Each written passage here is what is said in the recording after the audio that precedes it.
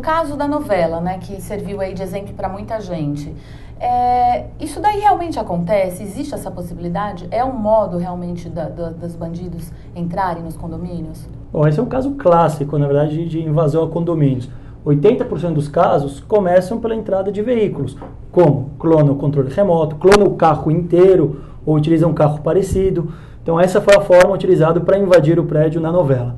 Depois que a invasão foi feita, eles utilizaram um artifício para chamar a atenção do porteiro. E aí mais um erro fatal. O porteiro ele saiu da portaria, né, foi lá ver o que aconteceu e nesse momento ele foi dominado. Nem trouxe no mérito se era uma portaria blindada ou não, suponho que não, senão nem dá para ele sair quando ela é adequada, mas em 100% dos arrastões as guaritas são dominadas. Essa é a forma que ele consegue ficar tanto tempo dentro de um prédio. Então, a forma aqui demonstrada é exatamente a forma que acontece. Então, é uma lição, mais do que para o bandido, uma lição para os moradores, quais são os pontos que eles devem corrigir para não cair na mesma falha. Então, como o Ren comentou, e é verdade, mas a nossa estratégia, né, é uma estratégia israelense. Nós partimos do princípio que a luta ela tem que acontecer da fronteira para fora. Então, a partir do momento que alguém entrou, como aconteceu, né, a atriz ela teve acesso ao empreendimento, ali já aconteceu uma falha. A saída do porteiro, da guarita e tal, isso é uma consequência. A falha está aí. Tá certo? A falha está no acesso. Se você tivesse ali uma triagem de veículos, um segurança, alguém acompanhando esse acesso, não teria acontecido o acesso desta pessoa dentro do empreendimento. Então o que nós temos que fazer? Sempre ter um controle de acesso mais rigoroso. Você tendo esse controle de acesso rigoroso, não vai dar sequência no futuro arrastão no condomínio. Agora, por exemplo, o uso do controle remoto, no caso até da novela, onde ela clona esse controle, existe realmente essa facilidade? E o controle, realmente, o morador, ele tem que ter um controle? Essa é uma forma, sabe, interessante de você entrar no seu prédio? Ou é melhor essa segurança ficar restrita aos seguranças, a quem está cuidando da entrada mesmo? Bom, o morador não deve ter o controle. Por quê? Imagina um prédio de 300 apartamentos, cada um tem 2 carros. Então são 600 apartamentos, 600 carros, 600 controles.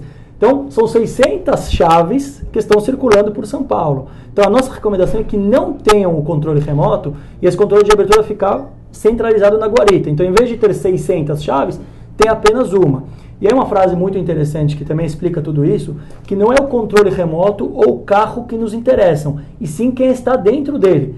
Então, quem está dentro do carro é que realmente nos importa. Então, imagina se o morador ele empresta o carro para o irmão dele.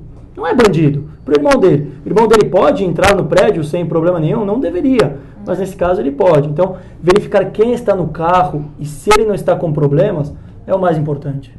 Como é que é feita essa triagem, Caetano, de veículos? Qual que é o procedimento? Como o Ren comentou, o que importa para nós é quem está dentro do carro. Então essa triagem ela é muito interessante porque você tendo um profissional fazendo a triagem, se possível pelo lado de fora ou junto ali ao portão, ele consegue identificar quem está dentro do carro, coisa que o porteiro à distância não consegue fazer, tá certo? Ele não consegue enxergar quem está dentro do carro. Então o segurança, o vigilante, ele tem que limpar o carro, que nós chamamos. A partir do momento que ele fez uma identificação correta, ele comunica ao profissional da guarita. Aí sim o profissional da guarita vai abrir aquele portão com segurança. Então o controle remoto para nós, em alguns condomínios nós deparamos que tem lá um controle remoto, mas não pode abrir o portão do edifício. É um controle remoto apenas, às vezes, para comunicar a chegada dele, não pode abrir. A abertura dos portões, todas elas pelo porteiro, pelo profissional da guarita. A gente ainda vê muita gente com controle, né? Muito morador com controle nas mãos e tem o livre acesso à garagem mesmo. Sim, ou por falta complica demais, né? Ou por falta mesmo de saber o que é certo, ou muitas vezes por comodidade. Fica muito mais fácil, né? Dar controle para todo mundo abre até o dia que acontece. E com relação assim, você acha que essa cena, por exemplo, da novela pode ter colaborado, ensinado, por exemplo, um bandido como ele pode, por exemplo, entrar no prédio? Veja, eu acredito que não. Por quê? Porque se o bandido, primeiro o bandido já sabe. Segundo, se ele tem outros 24 casos que já aconteceram em 2010 que ele pode aprender. Então aqui é algo a mais que os bandidos já sabem que dá certo.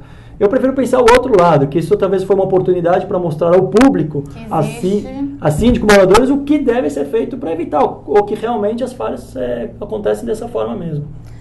Então, você vê como que é tão fácil, né, acessar um condomínio, que o próprio autor, o escritor da novela, ele foi inteligentíssimo.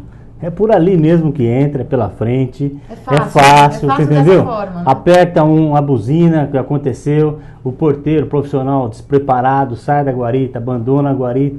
Então, provavelmente o escritor ele mora no condomínio, ele vê que aquilo ali é uma verdade. Não é uma ficção, né? Eu até brinquei com alguns amigos, porque o prédio onde outro personagem, que é o Saulo, mora, na vida real é a Ganá que faz a segurança. Eu falei, tá vendo? O Saulo tem que ser assassinado fora, porque não dava para invadir o condomínio, porque é a segurança da Ganá, com guarita blindada, com vigilante de triagem, mas o outro prédio não. É um bom exemplo. É um bom exemplo. E Ren, por exemplo, quando uma pessoa chega na portaria do seu prédio, na triagem, e ela tá com, por exemplo, um bandido, ela já foi abordada ali na rua, enfim, tá com um bandido dentro do veículo, como é que é a atuação da segurança nesse momento? Bom, primeiro a gente tem que lembrar que o bandido ele também estuda o prédio e conhece como funciona, o que é bom nesse caso para a segurança. Então pode ser que muitas vezes ele até evite essa situação.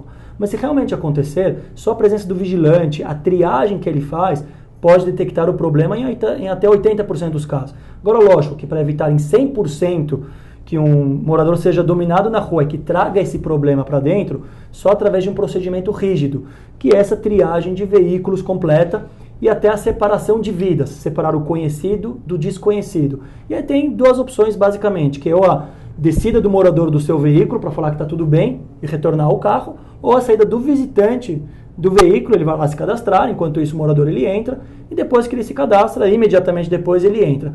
É um procedimento bastante rígido, que somente pode ser aplicado depois que todas as outras recomendações já tenham sido efetuadas. Não adianta a gente querer ir de cara para o topo, sem a gente fazer o básico antes.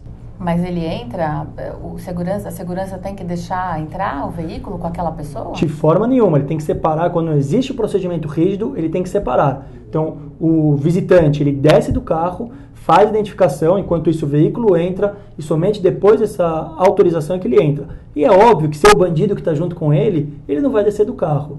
E é exatamente nesse momento que a gente detecta o problema.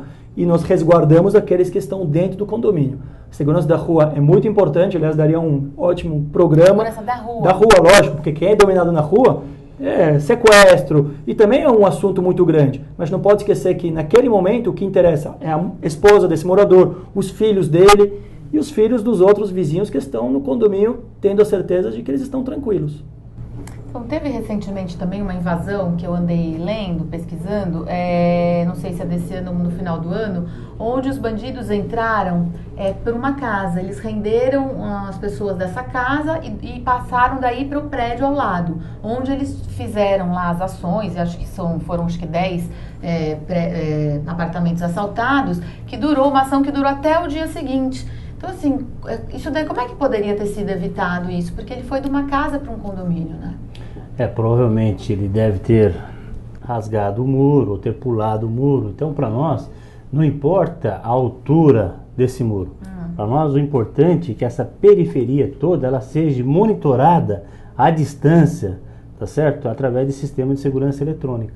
A partir do momento que há uma tentativa de invasão, você tem um sistema que comunica não só a guarita, como uma empresa de monitoramento que vai de imediato encaminhar uma equipe para lá.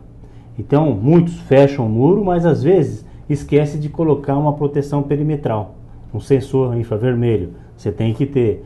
Instalam o sensor perimetral, mas entre o condomínio e o muro, esquece de colocar um circuito fechado de TV.